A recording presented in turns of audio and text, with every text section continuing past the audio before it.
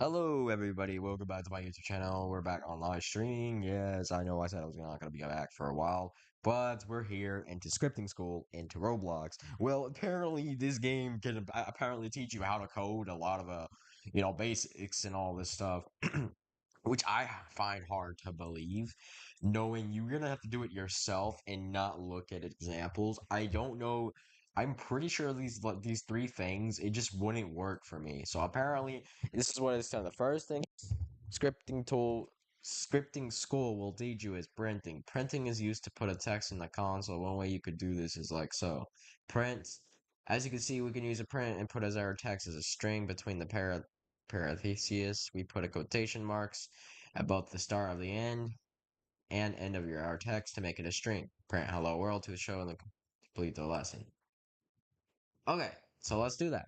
So to make it where you could print hello world, you just do this. Hello. Well, let's do it exactly how it says. Hello world. There we go. Run. And then the output would say this, and then, corrections. Let's see if there's any music. There is music. Great. More, yes.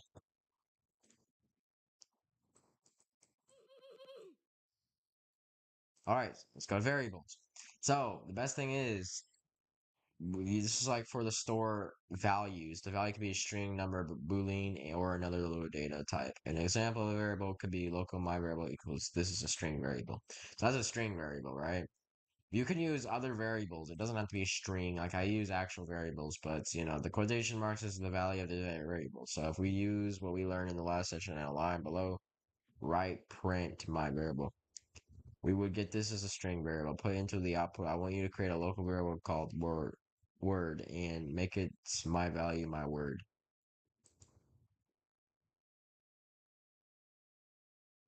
Okay, so basically it wants me to type local word equals my word, print word. There we go.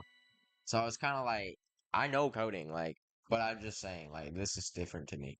We will now learn if statements. If statements are incredibly useful and used to test a condition. One example of an if statement could be the above is a statement will check if the Roblox account is in the server, and if there are, print something to the output. I want you to make the statement if it press tab to make an internets for the lines inside of the statement if statement.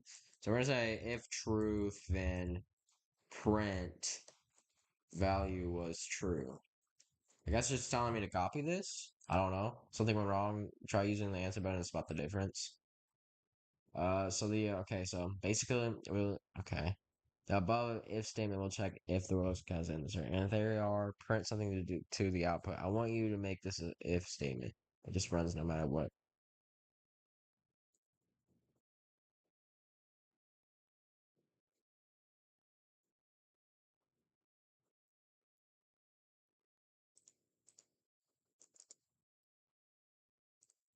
Okay. Yeah, because it wouldn't let me.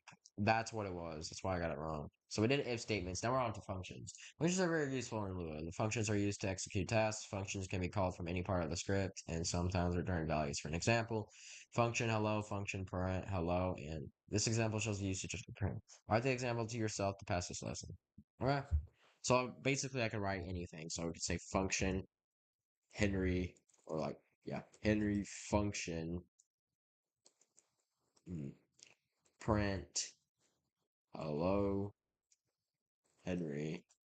Then we're going to say end hello. We're going to call the function. Yeah. Okay, so I guess you can't.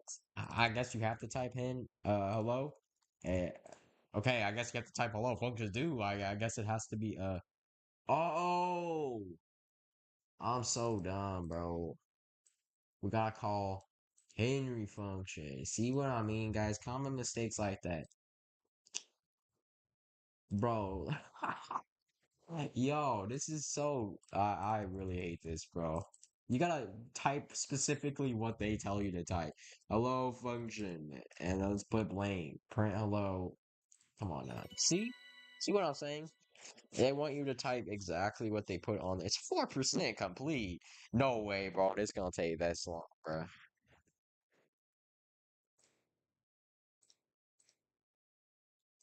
Oh, come on now.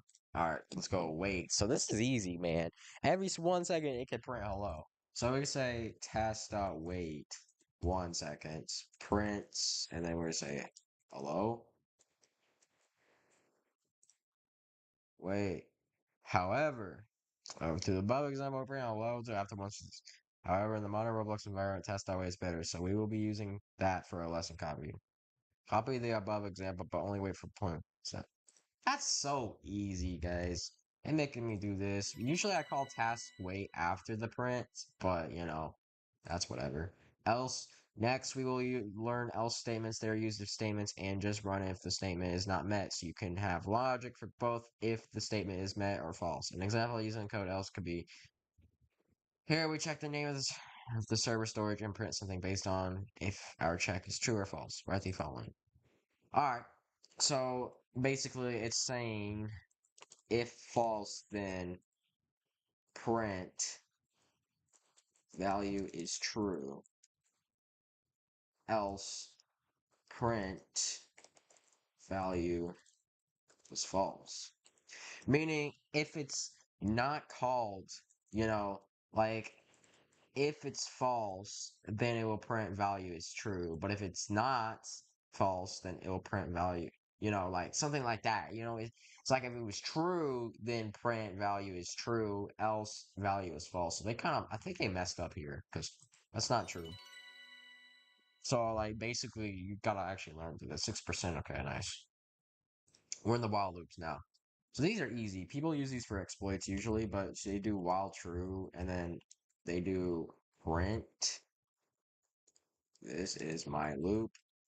Basically, loops are pretty easy to learn, and basically, if you put wait and you don't have to put any seconds, while true do print this is my loop, meaning it's just gonna keep doing it while if it's true. If it's set to true, it's just gonna keep doing it.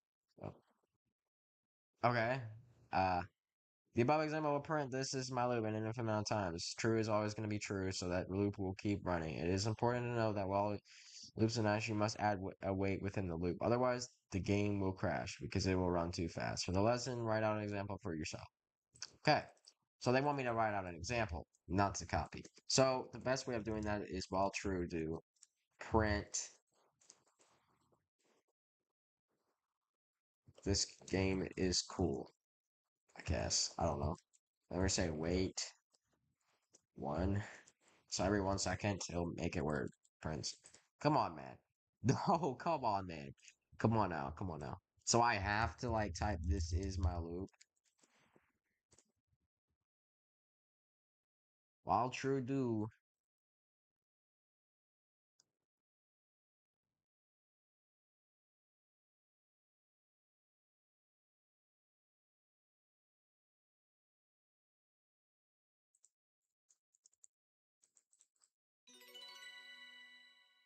Okay. But didn't it did not just say that? Okay. So I guess it's just telling me how to code. Like, bro, like I can learn this all myself. I already know how to code, but like, you know what I'm saying? Function, hello, function. Kind of, I do mess up a lot because I type too fast. Print message, because it's gonna print the message. And then we gotta say hello function. I can teach you guys how to code. Function, hello function, it's gonna parent it to the message, so it's gonna print the message. Um, and then it's an end, and then obviously the message is gonna be hello. It could be anything you guys want it to, but in this game you're supposed to put whatever it tells you to put. So there you go. That's hello at that. And you can put any message, you can say hi or hey or whatever, like. Okay, so this we will learn about returning. Returning can be used to send values back from a function. For an example, the above example will print the function, which might seem odd, but that function will return a value, meaning that the function can be used as a variable of sorts. Try out the example for yourself. So we're going to say function get message. Okay, return hello. End. print get message. It's just gonna get the message, you know? And since it can't read it through how I did it the other way, it's just gonna get the message. It's gonna return. After the function says get message, it will return hello, meaning it's gonna get this message and it's gonna print in the output saying hello, because it's gonna get the message through the print. So there you go. Okay, yeah, don't forget to put the third. It's kind of dumb knowing that that's there. That's kind of annoying. But yeah, there you go. I coded a different way than anyone else, so that's probably why. I think it's dumb, but it's whatever. So another thing, okay, so brick colors. This is easy. Like will be easy to code in Roblox Studio. Basically, you could just put game.workspace.mypart.brickcolor equals brickcolor.new black. You can put any color. You could put it red, purple, blue, green. It could be any color. But people on this lesson 10 brick color will be black. So we're gonna do this. So basically, what it's trying to tell you is you could change the color through a script instead of manually turning the color that color. But if you were gonna do like a game where it changes colors and stuff through a script, then you can do that and you just put a wait. And so every 1 second it would change colors. That's pretty easy to make. But basically this is gonna tell you like you would change the color through a script. So we're gonna do ding.workspace dot my parts. Just name it whatever you want. It's a part. But you know what I mean. Brick color dot new black. So there you go. It's gonna make the part turn black. So there we go. There's no output, but all it will do is make it where the color will turn black, which is that's good. So let's go ahead and tell you exactly what this means. But we're gonna do it on my words, kind of recreate my words, but not really. We will now learn local script basics. Local scripts are used to run code on the client side. Local scripts gets access to local player, which can be used to refer to the player who owns the local script. For an example, print game.players.localplayer.name, meaning it's going to print the player's name. And so to test that for free to see if that's actually true or not, well, here we go. I'm going to show you guys the proof that it will print the player's name in the console, only the local player's name, meaning it won't print the server side names, but it'll only print there. As you can see, prints my username in the output. Okay, so next one we have are properties. Game.workspace.mypart.transparency equals 1, meaning you have properties for your part, as we later discussed earlier, saying the color of the part would be black. You can manage also other settings for the workspace for the parts and put in the transparencies. 1, meaning it will turn the part invisible. So game.workspace dot my part dot transparency equals 1. So it's going to turn the part invisible. That's all it does. As you can see, it's good. We did good on that lesson. More if. So more if statements. So now let's go ahead and get into this. Now we've got some more if statements. And how can we use them to check the properties? In this situation, it looks like we have a part called my part in the workspace. In an earlier lesson, we learned how to toggle if a part can collide or not. Now let's make an if statement checking if our part can collide or not. So, meaning you could set this setting, and if you're not aware of this code actually works, then you can print part can collide. But if you were like, you know, you don't know if it's gonna turn off the can collisions or turn them on. So you could put an else by printing part cannot collide. So there we go. It's pretty simple code. If game dot workspace dot my parts dot can collide equals true, then print part can collide, else else print part cannot collide. And all right, so now it's basically I typed whatever it needed me to type, but yeah, that's what I'm trying to tell you. So part cannot collide. All right, find first child, lesson 14. This is your lesson for first find child. Find first child. This is helpful because it lets you detect if something is in place or not. You can use it in an if statement to figure out if a part is in the worst is. Find first child returns either the child it found, an object, or nil. Part is not there. There's an example where we made available using it. Part equals game.workspace find first child by part. part. Without a variable, it will be equal to true if the part is in the workspace and false if it is not. Now, with this example, I want you to code. Okay. So if game dot workspace find first child, my part, then print part found. Understand? So if it finds the part in the workspace from the child, because it's parented to the workspace, so if they find it from the first child, my part, then it will print the part is found. So yes, it will work. We're moving on to lesson 15, so it's wait for child. I'm assuming it's just gonna wait for it, and it's gonna wait for the child. So we're gonna say game.workspace, wait for child, my parts. I mess up on coding, but I know what I'm doing. Like it's just I have dyslexia and stuff. So I don't really know. Like I mess up. I don't know how to say words right. Let's just do it. So this lesson will teach you. I'm gonna make it more basic. This is so simple, like to anybody. So anybody could do this basically. So what instance.new does is it creates a part to wherever you parent it to. So if you do just instance.new with blank parentheses, I don't know how to say it. But basically this just blank, meaning it's not gonna do a single thing in that function. So like basically it will not create anything. It's just gonna say instance.new. It will not print anything and no errors, no anything. But if you did instance.new parts, comma game.workspace, it will create a part in the workspace automatically through the script.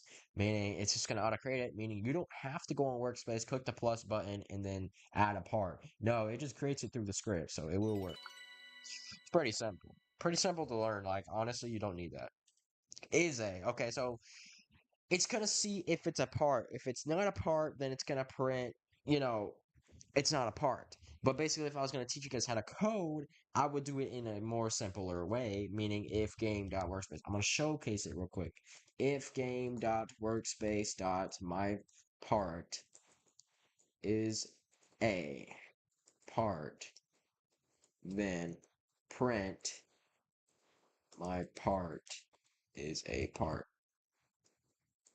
End. So what I was going to show you is we're going to do else. For an example, it's going to say print part, my part is not a part. That's what it will do if you had an else statement. And if it wasn't a part, like if the my part wasn't a part in the workspace, it's going to return and say it's not a part. So that's basically what I'm saying. It's pretty simple to do. Honestly, if you knew basic coding like me, then you know. So this is what this will do. So if you added like a script, another script for an example, to make it the part destroy, meaning the part will be gone from the player, like it won't even spawn, and it just will disappear. So if you go to the game.workspace.myPart destroy, it will destroy the part from the workspace. You just make a separate script just to test this, and it will destroy the part. If you ever wanted to do something optional, you could do print part has been destroyed, and then it will print the part has been destroyed successfully. But there's no point of doing it here because this is just a Roblox game. It's not like it's gonna let you do that unless you were in the action studio. I'm pretty sure there's like a studio game that you can learn coding from. Like you could just use the regular studio, guys. Like, come on now. No, I mean you should turn off code assist, honestly. AI is just kind of dumb to use in coding, honestly. Just learn it yourself and you'll be experienced like me. So now we have a clone part and put it in the workspace. I want you to do this now. So basically, after learning just showing we can learn about cloning. Cloning is about some self-explanatory. Yes, it is. It is used to clone objects. When you clone an object, it will not have a parent at first, so you need to give it one. You need to set a variable of the clone object like so. Part equals game.workspace.my part clone. So basically, you're just doing what it wants you to do. So part equals game.workspace.my parts clone part dot parent equals game dot workspace. So every clone you do will basically make it where it's going to be parented to the workspace. So if you did like two clones, you can just do this, like that, and it'll make two clones, and then it'll parent both of these parts to the workspace. It's basically all it's gonna do. It's gonna clone the part. It's pretty simple coding, guys. But yeah, that's pretty simple. So now we can learn about matching. This is used to detect if a string contains something. It looks like this. So, okay. So here we go. This is how we do it. So, since we have to manually do what they want us to do, we have to do it exactly how it says. If string dot match my string, guys, bear with me, comma h, which is my name, then prints hello has H in it. Yes, it does.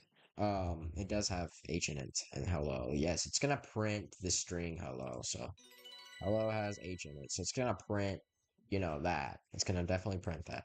Classes. So this is basically learning class names. Now, basically, I don't really do these things type of things because they're not my part of the scripting that I do.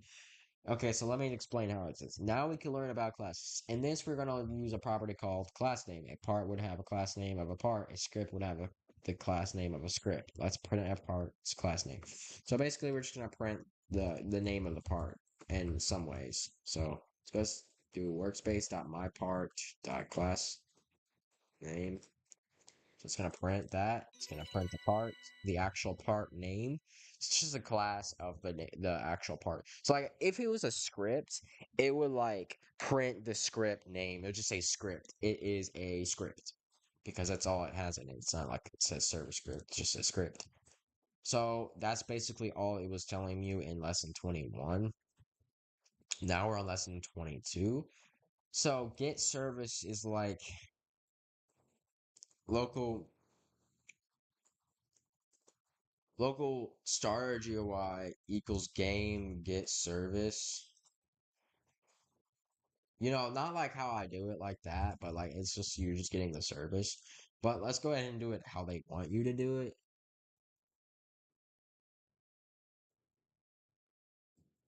So they rather you have it typed out like print.game.work get workspace dot name.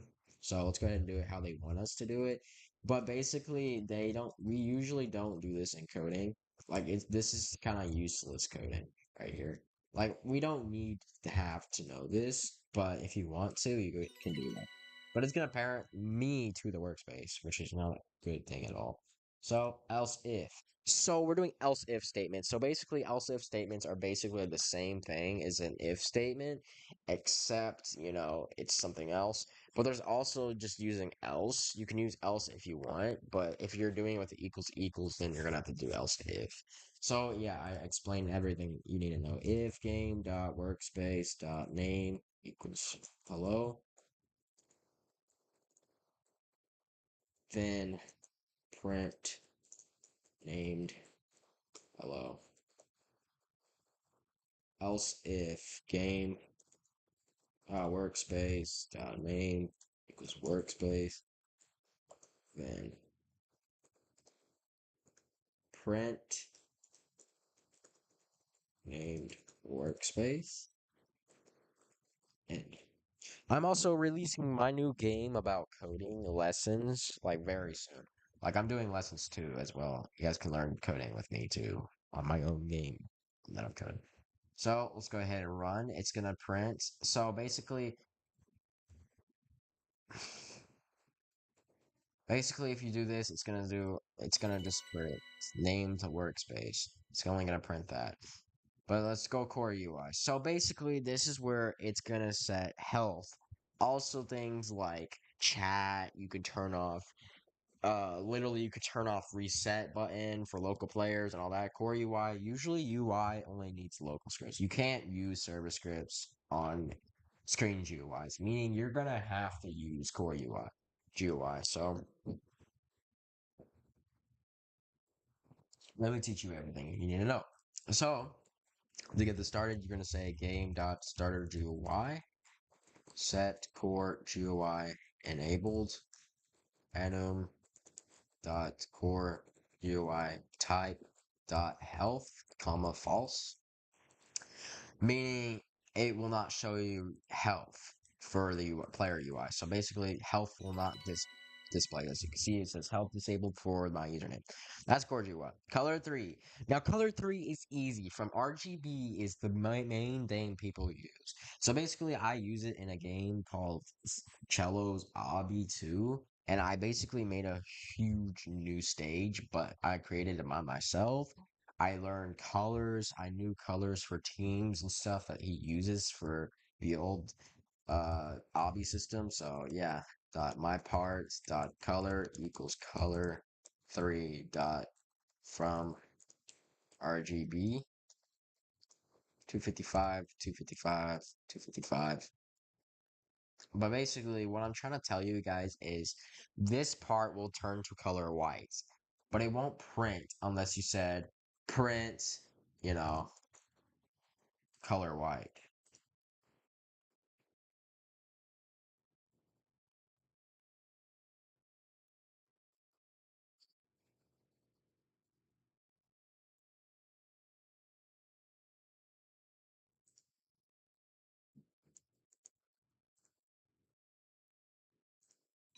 But yeah, that's all. I was wondering why I got it wrong. I clicked enter, bro.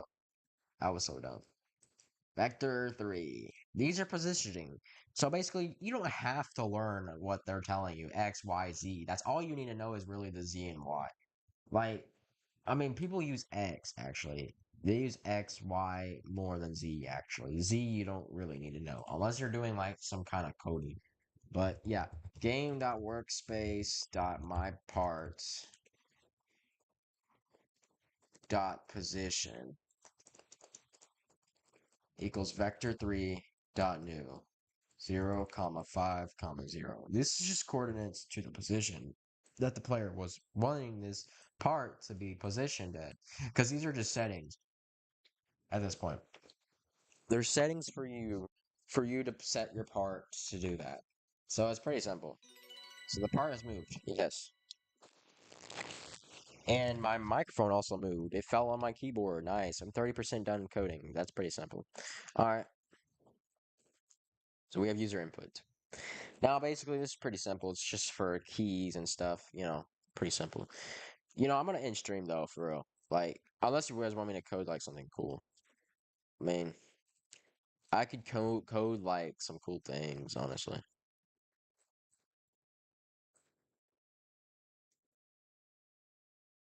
What is a variable?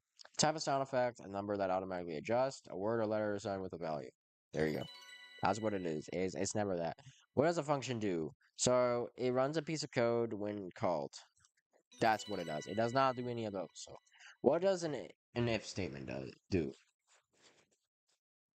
Well, basically an if statement. Yo, it was one of these, bro. I don't know why I clicked that. Why did I not know that? What is the correct use of wait? This, obviously. Don't ever do any of that. You know it's going to cause an error. What is a print used for? So basically, it's just displaying information. What? Yo, it does. What is a variable? Okay, so basically, it's just this. Well, let's go ahead and just do this test all over again. How am I failing a test that I know coding more than anybody? Mainly people I know. So questions correct, questions complete. What does a function do? Runs a piece of code when called. Yes. What codes in a statement? No. When the condition is met, because it can't be over and over again. It's stupid. All right. Wait 1 second. What is a print used for? Yes. Telling information related to your code. There you go. Done. Beginner LUA. What does return do? Return literally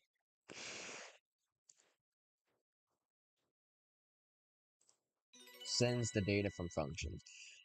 What does a while loops do? So like basically it's like a while true thing. Run a piece of code when called, run a piece of code in a loop a few times, run a piece of While the conditions met, that's what while loops do. What does find first child do? So it counts the number of a child to an object, randomly selects a child object. No. Finds a child object with a specific name. Yes, that is true. What does get service do? Retrieves the workspace or something else classified as a service? Changes player's avatar? Definitely not. Changes the weather in the game? Definitely not. Let's put nope. It's definitely this one. Yeah. What does else do? So runs a piece of code in a loop, run a piece of code when called, runs a piece of code, and if the condition's met, run a piece of code if the condition isn't met. That's true. So yeah, there we go. We beat beginner Lua. So it kind of it starts getting harder, There's advanced Lua, there's intermediate Lua. I'm kind of in between intermediate and advanced because I don't have much years of experience. What is a tick? Tick is a type of data. I don't really use ticks, so I don't really know. A variable that refers to how many times per second the game updates. A globe arrow that refers to the in-game time. Real world time. What is a bind to close? Used to detect when an open space is blocked. I've used to detect when a server is going to shut down. Yes. So basically when if you crash or you disconnect or a game updates and it shuts down the servers, it just saves your data. If you have binding close on there. What is a P call? A function used to create GUIs, something that could be used to store number values, a module used to manipulate strings, something that if an error occurs. Yes, that's what happens. Usually when an error occurs. What is player added? So in Vampire's when the player joins the game. Basically, when they join the game, they is as the player. What is debris? Debris is yeah. Let's see. An object that gets created as a part of another object. Service that deletes an object after a set of time. A character or NPC is setting in Roblox games. It's usually a service that deletes something. What is an error? Something used to create an error message for bug fix. Yeah, that's easy. It's simple. I didn't pass this. So what is an error? Yes. We gotta get all of them correct. Correct, bro. What is a bind to close? Usage to detect one. Yes. When the player joins. Mm-hmm. What is debris? An object that gets trapped. Yes, that's true. What is P call? Something that can be used to protect if an error. So there you go. Completed. Complete. Oh, I did advanced Lua before I did intermediate Lua. Bro, what is a magnitude? How much a part is moving, a type of weapon or tool, the distance between two positions. Retrieves information about the game status. That's incorrect. It's the it's, it's the distance between. It's the distance, bro. I don't use magnitude, bro. What is a marketplace service? Graphical effect that is displayed on the screen. Incorrect. A data type that stores a list of items or objects. Maybe. No, probably not. A service that allows players to purchase items.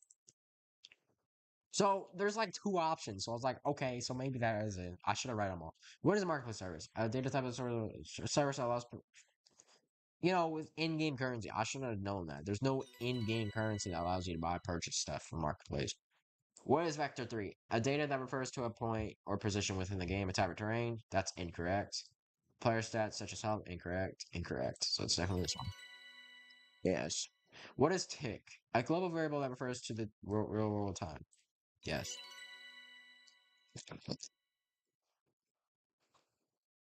What is magnitude?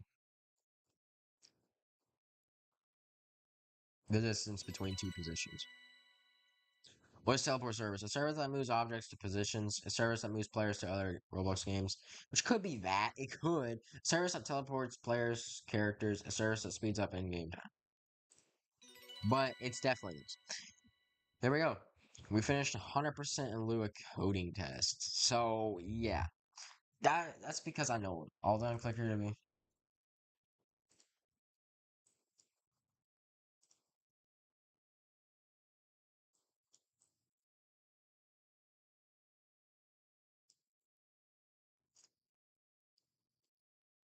But yeah.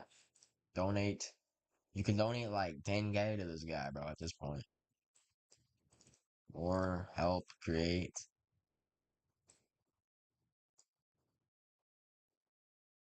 W do for donating, bro.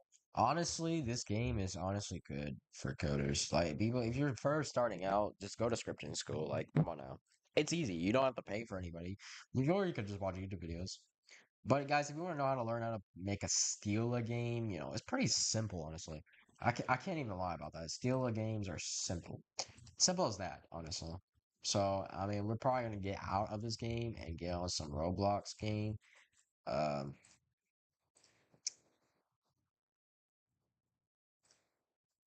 so we're gonna leave. Let's go play some Roblox chat.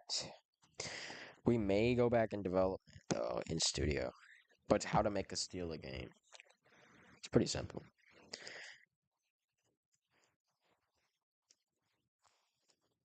I think we should. I think we should go in studio and learn how to not learn. I already know how to. I already made like a pizza delivery system today, and it only took like a few hours to get it correct for data stores and stuff. But basically, I guess we can just do a new experience and create Steela games. I mean, those are the like games that are up there and kind of making me mad. Okay, tutorial for YouTube. All right, let's create the part. I mean, let's create the place. I should say, not parts.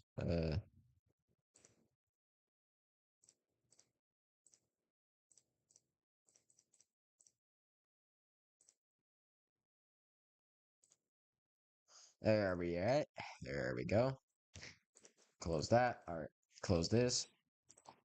So, how to code a basic Steela game. Now, Roblox is kind of popular with games like Steela, type of games. Like, I hate those games, bro.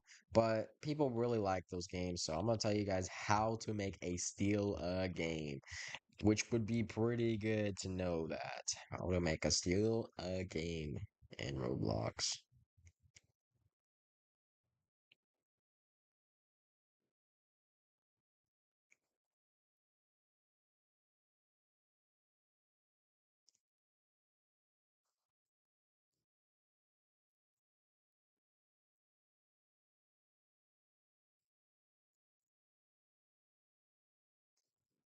All right, so we gotta do the basics first. So make a Steal a game.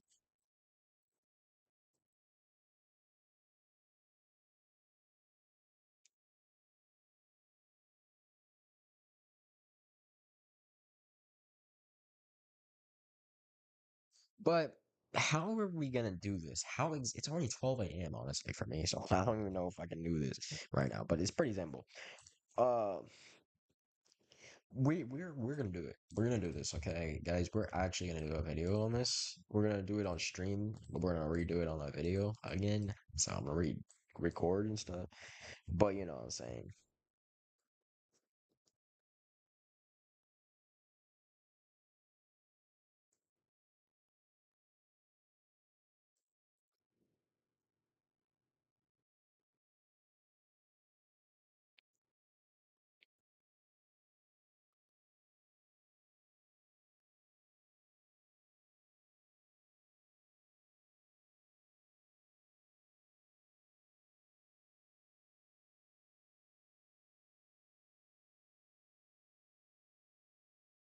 Guys, I'm so tired of myself. I don't even know if I can do it. I can't. We're gonna go on Roblox, guys. Let's just play some Roblox, guys. We can do coding tomorrow if I don't know if I'll be on tomorrow. But let's get on some game, honestly. We were on a game earlier, but we were on tower defense. I don't know what I'm gonna be on now,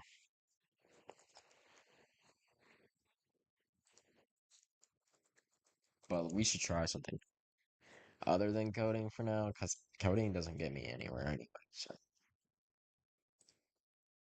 hmm. Just the thing about it is, I don't know what to play, and I already slept. I slept earlier. I'm not that tired, but I am at the same time.